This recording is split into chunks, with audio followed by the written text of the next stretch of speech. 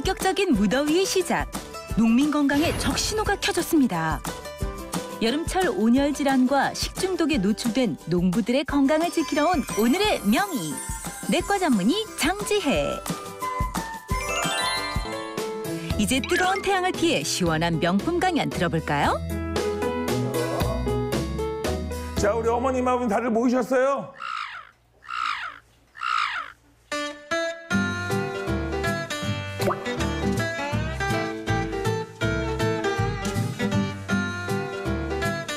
안 오셨나요? 지금 제 눈에 보이는 건 뭐죠? 어머니랑 식사 안 하셨어요? 했죠. 아, 식사하셨어요? 제가 왜 우리 어머님, 아버님들이 왜 대답을 안 하는지 알고 있습니다. 왜냐면은 너무 덥잖아요. 그쵸? 너무 덥죠, 어머니, 아버님? 그렇죠. 저는 오늘 촬영하다가 오늘 쓰러지는 줄 알았어요. 너무 더워가지고. 그래서 저희가 아주 귀한 분 한번 모셨습니다. 바로 내과 전문의 우리 장지혜 선생님을 모셨습니다. 예. 네. 안녕하세요. 내과 전문의 장지혜입니다. 오시느라고 많이 더우셨죠? 올해도 작년만큼이나 기록적인 폭염이 예상되는데요. 더위는 장사가 없어요. 젊은 사람도 힘든데 어르신들은 더 많이 힘들어질 수 있거든요. 네. 그래서 오늘은 제가 준비한 강연은 우리 야감리 마을 주민들이 건강한 여름을 나실 수 있도록 여름철 주의해야 되는 질환들의 응급처치법과 폭염 속 건강관리 수칙까지 자세히 알려드리겠습니다. 네. 저는 근데 지금 선생님이 지금 얘기하실 때 저는 선생님이 아니라 저 아나운서인 줄 알았어요. 예, 저는 너무 또박또박 말씀하셔가지고 좀 깜짝 놀랐습니다. 정말로 오늘 강연이 기대가 되는데, 자, 그럼 지금부터 선생님의 명품 강연 들어보도록 하겠습니다. 예! 무시무시할 정도로 내리쬐는 여름날 뜨거운 햇빛. 연일 기록적인 폭염 속에서도 쉴 수 없는 것이 바로 농사일인데요. 이런 더위로 인해 농민들이 겪을 다양한 질병과 위험 증상들에 대해 알아봅니다. 농촌 최악의 불청객, 폭염.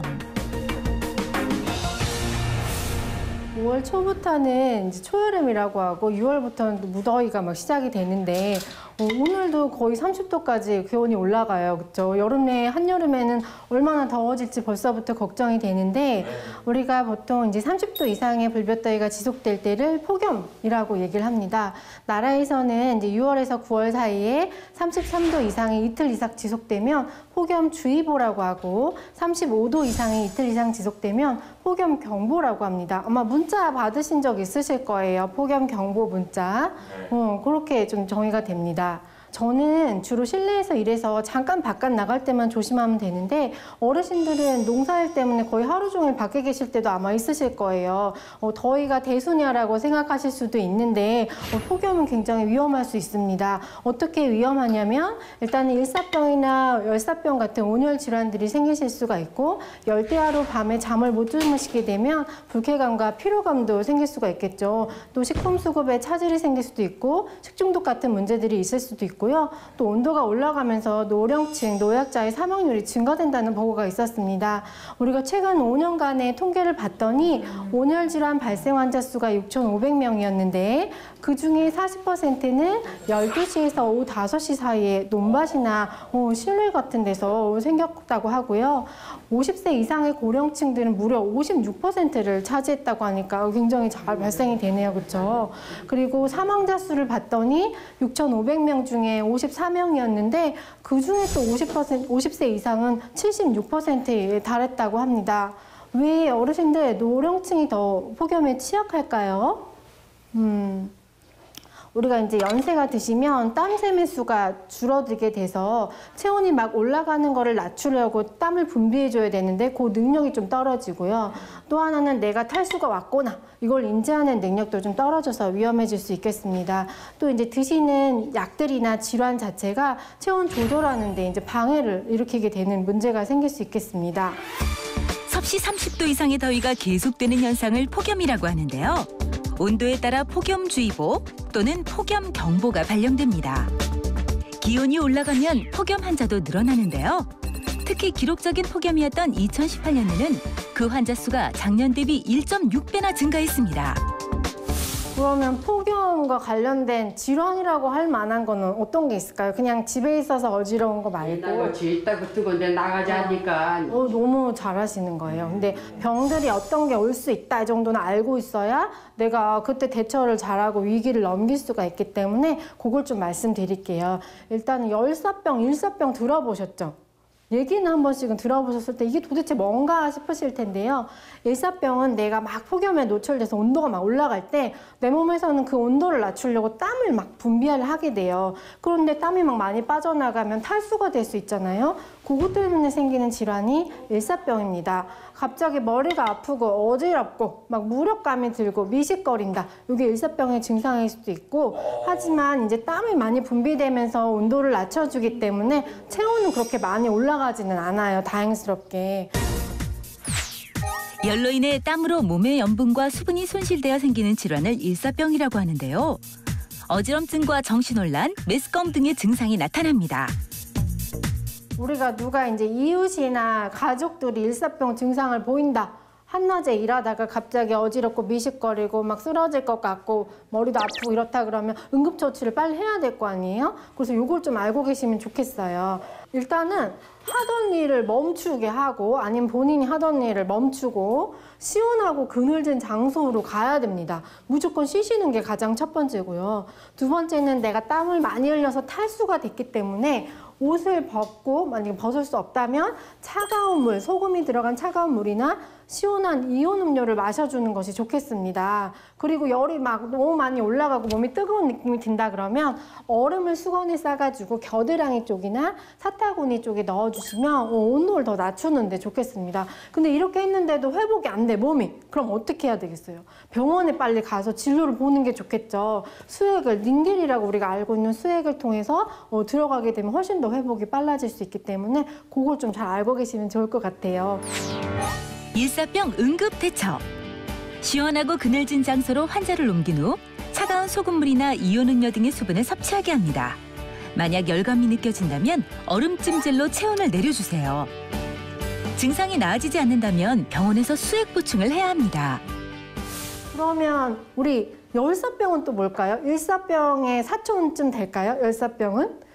열사병이라고 하는 거는 약간 좀 달라요. 막 폭염에서 막 일을 했어요. 근데 온도가 막 올라가요. 그럼 이걸 낮추려면 땀을 분비해야 되잖아요. 근데 내 이 체온을 조절하는 중추가 망가진 거예요. 열 때문에. 그래서 막 열이 올라가는데도 땀 분비가 안 돼요. 그러면 몸은 계속 40도 이상으로 올라가는 거예요. 열이 계속 오르면 머리가 망가지겠죠. 중추신경계 손상이 돼서 경련, 혼수, 의식장애가 생길 수 있고 굉장히 위험해지는 병입니다. 그뿐만이 아니라 머리뿐 아니라 심장이나 간, 췌장, 콩팥, 장까지도 다 손상이 될 수 있어서 다양한 장기 부전까지 일으킬 수 있는 굉장히 위험한 병이에요. 그래서 이런 온열 질환 중에서는 사망률이 가장 높습니다. 열사병은 일사병과 달리 체온이 40도 이상 올라가며 발작, 경련, 심하면 실신 및 사망에 이르게 하는 무서운 병인데요. 열사병은 땀이 나지 않을 수 있다는 것이 특징입니다. 그러면 우리 열사병은 어떻게 응급처치를 하면 좋을까요? 똑같이 하면 좋을까요, 열사병이랑? 열사병은 일단은 무조건 또 시원하고 그늘진 곳으로 옮긴 다음에 역시 똑같이 탈의를 할 수 있으면 탈의를 하고 몸에 차가운 물을 뿌려주거나 젖은 수건을 댄 다음에 바람을 세게 해서 그 수분이 증발시키면서 체온을 낮추는 방법을 통해서 온도를 내려주셔야 돼요. 그리고 그보다 더 중요한 거, 쓰러지신 분이 있다. 열사병 의심된다. 119에 전화를 해야 된다는 게 일사병과의 차이점입니다. 왜냐하면 계속 온도가 올라가서 머리도 손상되고 심장 다른 장기들까지 영향이 올 수 있기 때문에 이거는 그냥 단순한 휴식으로 끝날 문제가 아닌 거예요. 그리고 또 하나 차이가 있어요. 아까 일사병 우리 막 시원한 물 드시게 해야 된다고 그랬죠? 열사병은 의식이 없는 경우가 많기 때문에 물을 억지로 먹여서는 안 돼요. 이게 흡인성 폐렴도 생길 수 있거든요. 그래서 병원 진료를 빨리 봐야 된다. 요거를 좀 기억해 주셨으면 좋겠어요. 근데 일단은 여기서 중요한 거는 땀이 나고 안 나냐의 그렇죠. 가장 큰 차이점인 것 같네요. 네, 맞아요. 땀이 많이 나서 탈수가 되는 것과 땀이 안 나서 온도가 계속 올라가는 거, 요 차이가 있어서 피부 만져보면 땀 때문에 촉촉하고 젖어 있는 피부는 일사병이고 열사병은 땀이 안 나기 때문에 굉장히 건조해요. 그리고 의식이 없어요. 이게 지금 너무 중요한 큰 차이입니다. 그래서 일사병은 휴식, 열사병은 병원 진료. 요거를 잊으시면 안 돼요. 네. 열사병 환자가 발생할 경우 그늘이나 시원한 장소로 옮긴 후 119에 즉시 신고해 주세요.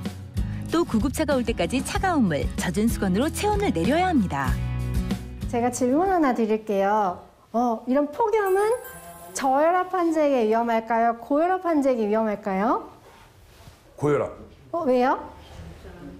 그냥 높으면 안 좋을 거 아시죠? 저혈압? 왜요? 왜 더 위험할까요, 저혈압에? 혈압이 약한데 정답입니다. 폭염은 저혈압 환자에게 더 위험해요. 왜냐면 이제 말초혈관들이 확장되면서 혈압이 떨어지는 데다가 탈수까지 생기니까 혈압이 더 떨어지거든요. 그래서 저혈압 환자분 막 어지러워서 막 낙상도 되고 쓰러지실 수도 있고요. 또 혈압약을 드시는 고혈압 환자분도 혈압이 정상 원래 떨어졌던 것보다 더 많이 떨어지게 돼서 위험해질 수가 있으니까 조심해야 돼요. 그럼 한 가지 더. 폭염이 심장에 위험할까요? 아니면 한겨울이 더 위험할까요? 그렇죠. 심장이 위험하지. 아버님 진짜 모범생이세요. 정답만 계속 얘기하시는데요. 왜냐면 아까 말씀드린 대로 혈압이 떨어지니까 심장으로 가는 피도 줄어들 거 아니에요? 그러다 보니 심장이 너무 무리해서 일을 하는 거예요. 그래서 혈류 장애가 생기니까 허혈성 심질환 발생이 높아져서 실제 기록을 봤더니 32도가 넘어가게 되면 심근경색이 무려 20%나 증가한대요. 그리고 닷새 이상 폭염이 지속되게 되면 심장 관련 사망률은 11%나. 그래서 어르신들이 더 폭염에 취약하기 때문에 식사 거르지 말고 규칙적으로 드시고 탈수 생기지 않도록 물 꾸준히 마셔주셔야 이런 심장병도 예방할 수 있겠습니다. 폭염으로 인한 사망 환자 중 75%가 50세 이상, 고령자들에게 특히 위험한데요. 나이가 많을수록 항상 폭염에 대한 예방과 주의가 필요합니다. 나도 이러지 마라. 나도 일하지 마라. 명언이시네요. 저기 담배 피는 사람 못 끝나 봐. 어머니, 네? 선생님한테 네. 여름에 더위 먹으면 소금을 먹으면 괜찮아지지 않나 한번 물어봐. 그런 걸 물어봐 소금. 좀 물어봐 주세요. 옛날에나 그래 소금 먹는 사람이 없어. 그래요. 요즘에 소금 먹는 사람이 어딨어요, 감독님? 왜 억지로 질문을. 이혼은요 없지. 잔도 짠 거 먹지 말래. 그러니까 왜 그런 엉뚱한 질문을 왜 어머니한테 시켜가지고 어머니가 왜 승질나게 하시는 거예요, 감독님? 네? 어머니 하지 마세요. 여름 먹으면 괜찮으냐 땀 나는 거 안 나냐 물어보래요. 어머니는 소금물 먹으라고 그러더라. 맞아요. 어머니도 역시 모범생이십니다. 우리 몸에 이제 땀으로 오는 염분과 수분이 동시에 다 빠져나가요. 그래서 그 염분을 보충해주는 방법이 바로 소금물이에요. 그래서 체내 흡수가 굉장히 빨리 되고 부족해진 소분까지 다 보충해줄 수 있어서 소금물이 제일 좋습니다. 그리고 난 냉커피 먹을래. 이왕이면 시원하고 맛있게 먹을래. 근데 냉커피는요, 이뇨작용이 있어서 아래로 이제 소변 배출을 더 많이 시키기 때문에 내가 가뜩이나 지금 탈수가 될 것 같은데 소변을 더 많이 싸게 하니까 그렇게 바람직한 방법은 아닙니다.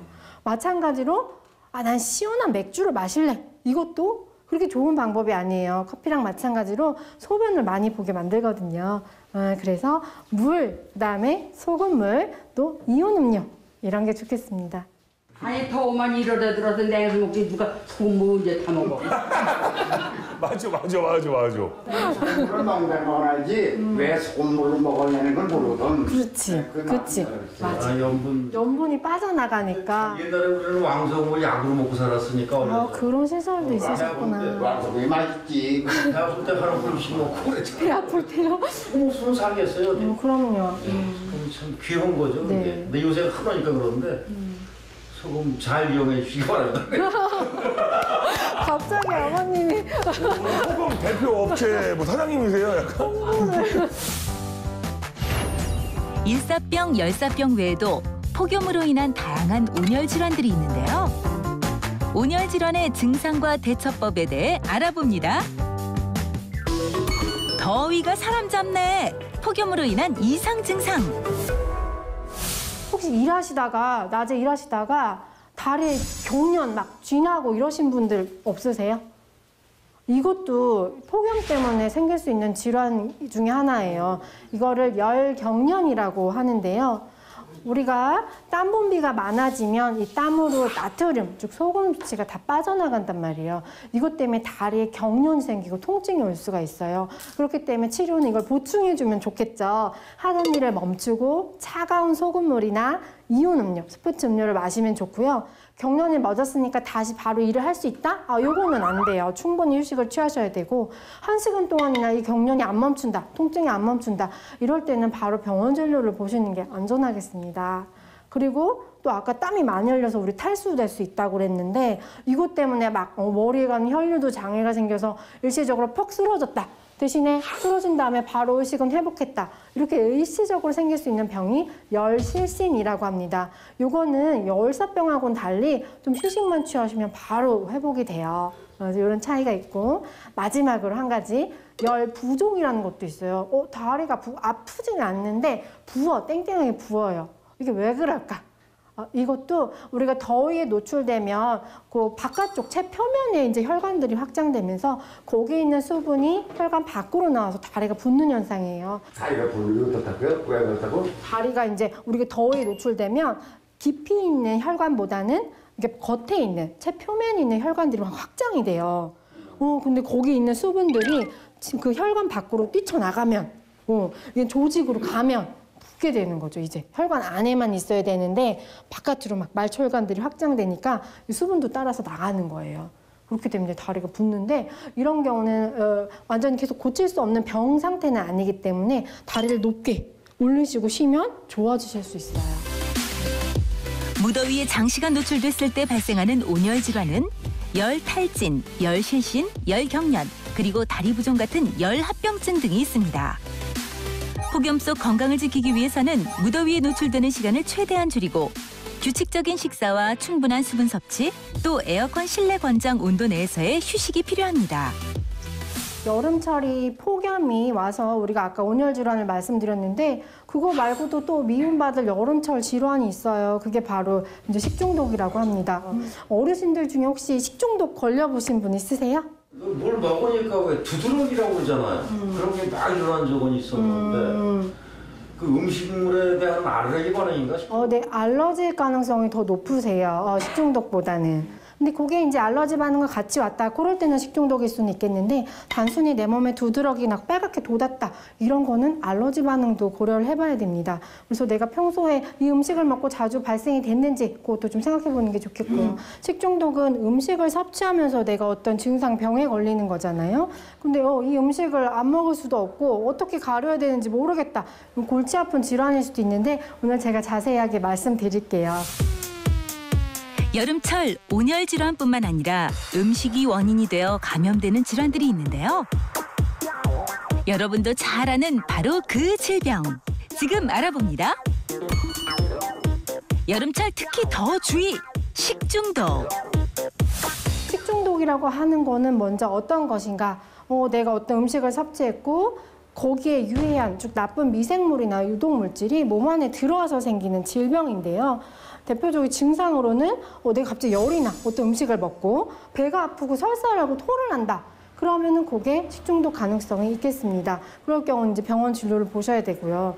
식중독은 이제 우리가 다 아시다시피 여름에 좀 잘 생기긴 해요. 여름에 균이 번식이 더 잘 되겠죠, 뜨거우니까. 그래서 5월에서 9월 사이 요 4개월 동안 연간 식중독이 3분의 2 정도가 생긴다고 그래요. 그러면 어떻게 해서 식중독이 원인이 돼서 생길까? 첫 번째는 내가 충분한 시간과 온도로 음식을 가열하지 않고 먹은 거예요. 어떤 음식을. 그래서 보통은 70도 이상에서 3분 이상 삶으라고 되어 있는데 그러지 않고 좀 빨리 먹었다. 이럴 때도 생길 수가 있고 두 번째는 충분하게 깨끗하지 않은 재료를 내가 선정을 한 거예요. 요거를. 그래서 먹었을 때도 생길 수가 있고 잘 보관을 못했어. 실온에 내가 놔둬버리고 깜빡했어. 이럴 때도 이제 식중독이 생길 수가 있는데 보니까 한 15도에서 50도가 세균 번식이 가장 잘 된대요. 실온이잖아요, 이게.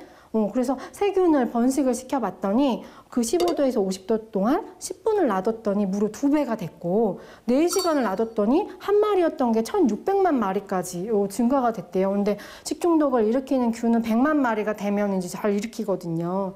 그래서 이 온도를 벗어나서 보관을 해야 되겠죠. 그래서 5도 이하로 냉장 보관을 하거나 또 냉동할 때는 마이너스 18도 이 정도로 보관을 하셔야 균이 번식을 막을 수 있습니다. 또 개인의 위생, 내가 손을 잘 안 씻고 음식을 만들었거나 음식을 만들 때 내 옷이나 이렇게 청결하지 않았어. 이때도 이제 식중독균이 이제 들어갈 수 있겠고요. 또 마지막으로는 깨끗한 물에 조리하지 않았을 때도 이제 식중독에 걸릴 수가 있겠습니다. 받아서 말이죠. 지금 내가 상추를 땄어. 상추를 땄고 집에 왔어요. 근데 그 시간이 벌써 30분, 1시간이 걸릴 수가 있잖아요. 또 와서 또 씻어야지. 그리고 거기 균이 많이 생길 거 아니에요. 그 시간에. 그래서 실온에서는 4시간 이상 두지 말래요. 4시간이 좀 관건입니다. 내가 실온 보관을 어쩌다가 하게 됐어요. 아니면 이동 시간이 길어. 이렇더라도 이제 4시간을 좀 피하는 게 좋아요. 식중독 발생의 원인으로는 잘못된 조리법, 비위생적인 재료, 개인 위생 상태, 그리고 잘못된 보관 방법 등이 있습니다. 그 식중독 걸리는 그 균이 그 냉장고에서도 안 죽는 거 아니에요? 뭐 100도 이상 삶아도 안 죽는다면 그런 균이 때문에 그게. 맞아요. 이제 그런 거를 좀 이제 자세히 말씀드릴게요. 식중독을 일으키는 원인균. 어떤 원인균이 어떤 과정으로 내 몸에 들어올까? 장염 비브리오 들어보셨어요? 장염 비브리오? 우리 뉴스에 좀 나죠. 비브리오균, 막 해산물 먹고 이거는 해산물이나 어패류에 감염된 그 비브리오균이 내 그 음식을 먹었을 때 들어오는데 그 음식을 조리했던 기구로 또 다른 음식을 조리했을 때도 2차 감염으로 또 올 수가 있어요. 그리고 황색 포도상 구균, 이거 좀 어려운 말이죠. 이거는 내가 편도염, 여기 세균 감염이 됐어, 편도가 붓고 아파, 이런 사람이 만든 음식, 이걸로도 걸릴 수 있고, 손에 상처가 났어, 데일밴드 붙이고 있는 상태에서 음식을 만들었어. 그럼 그 균을 통해 또 음식이 들어와가지고 내 몸에 걸릴 수가 있어요. 황색 포도당 구균은 토를 조금 많이 하는 게 특징적이에요. 다른 균보다도. 그래서 좀 의심을 좀 해볼 수가 있고, 또 살모넬라.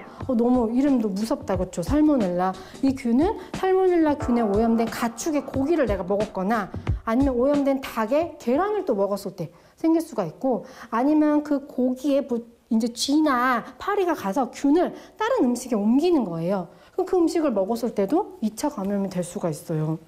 마지막으로 바이러스, 노로바이러스도 들어보셨어요, 혹시?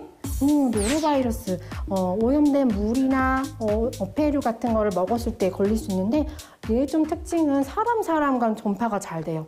이 구토물이나 대변을 통해서 서로 전파가 되기 때문에 내가 내 집사람, 내 가족, 옆집 사람 옮길 수 있어요. 손을 깨끗이 씻어야 됩니다, 그럴 때는.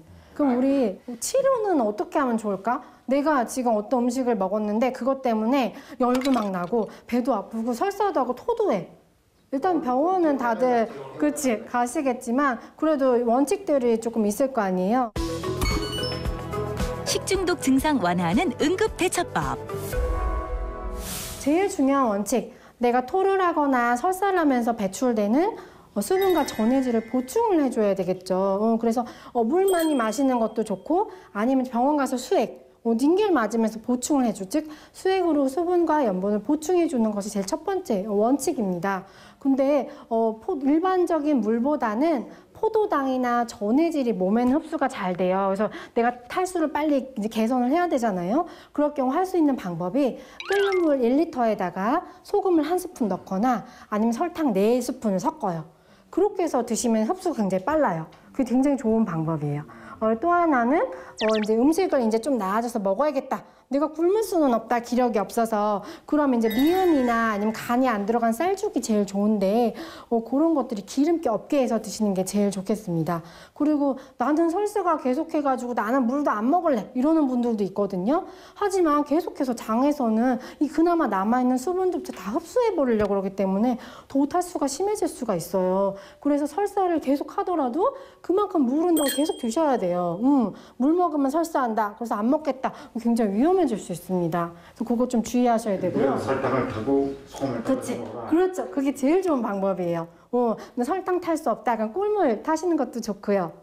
소금물 맛이 없다. 그럼 꿀물 타서 드시는 것도 좋고. 그렇게 하시게 좀 하면 좋고요. 그리고 나는 먹으면 토를 해서 못 먹겠다. 설사는 어떻게 참겠는데 토를 하는데 내가 어떻게 물을 마시냐. 그럴 수도 있겠죠.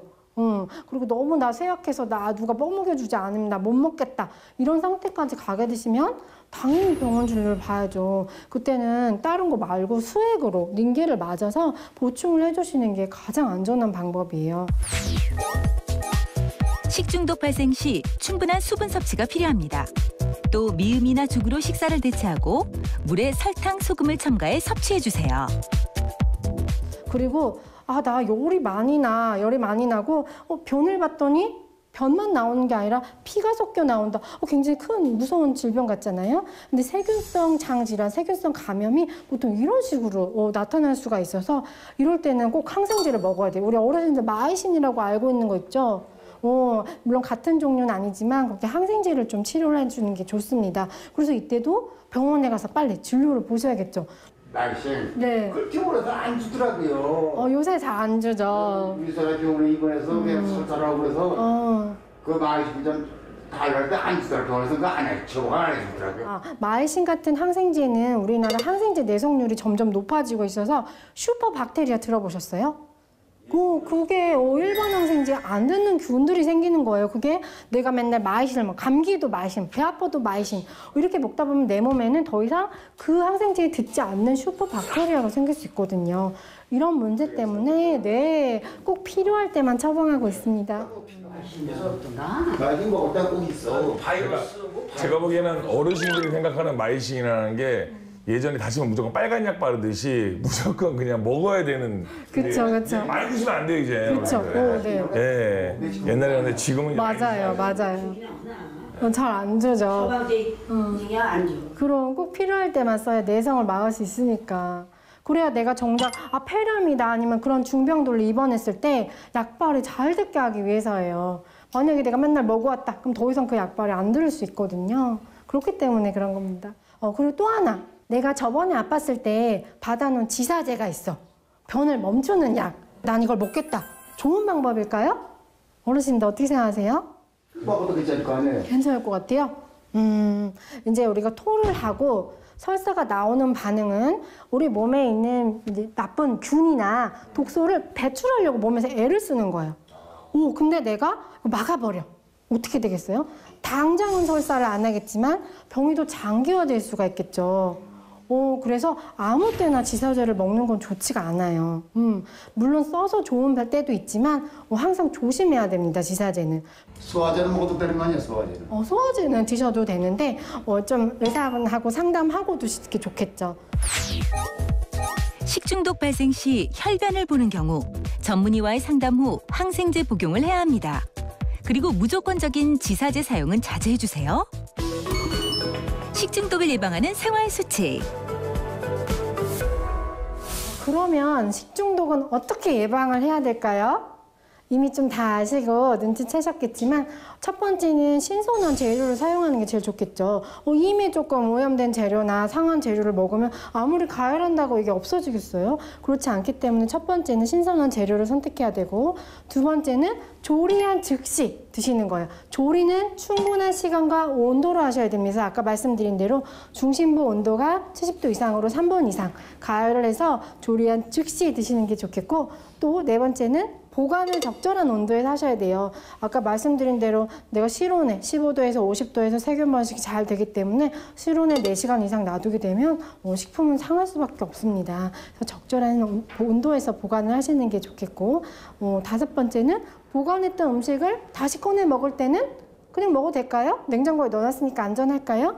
재가열해서 드시는 게 좋아요. 다시 끓인다는 얘기입니다. 그 다음에 여섯 번째는 내가 조리를 잘 했어. 그 음식들과 날음식, 아직 조리하지 않은 음식들을 같이 붙여놨어. 그럼 그 날음식에 있던 균이 조리된 음식에 붙을 수가 있겠죠. 그래서 서로 떼어놓는 게 좋아요. 분리를 좀 잘 시켜놓는 게 좋겠고요.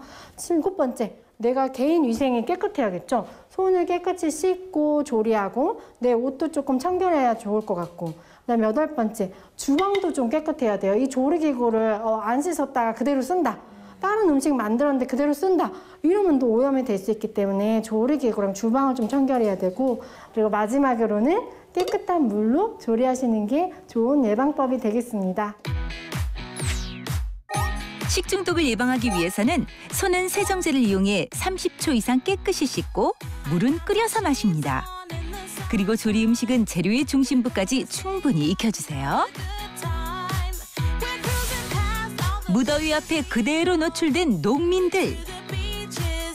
오늘은 야감리 주민들이 여름을 건강하게 보낼 수 있는 방법에 대해 알아보았습니다. 자, 우리 어머니와 어머니들 강연 잘 들으셨어요? 네, 마치 우리 자녀분, 우리 따님분이 얘기해 주듯이 이렇게 강연하니까 우리 어르신들이 굉장히 귀 쫑긋 들고 굉장히 쉽게 잘 들은 것 같습니다. 자, 마지막으로 우리 어르신들에게 여름철을 대비해서 당부의 한 말씀 부탁드리도록 하겠습니다. 네, 폭염이 매년 점점 빨라지고 있기 때문에 열사병, 일사병, 식중독은 언제 누구에게 찾아올지 모르는 병이에요. 그래서 내가 그 원인과 증상, 또 응급처치법과 예방처법을 잘 알고 계시면 큰 피해가 없이 지나가실 수 있을 것 같습니다. 조금만 주의해도 충분히 피할 수 있는 질환이니까요. 그 행동 요령, 또 예방법 잘 숙지하셔서 건강한 여름 보내시기 바랍니다. 네, 다시 한번 명품 강연을 우리 장지혜 선생님 큰 박수 부탁드리도록 하겠습니다. 예! 자, 오늘의 비행이 뭐야? 여기서 마무리하도록 하겠습니다. 감사합니다.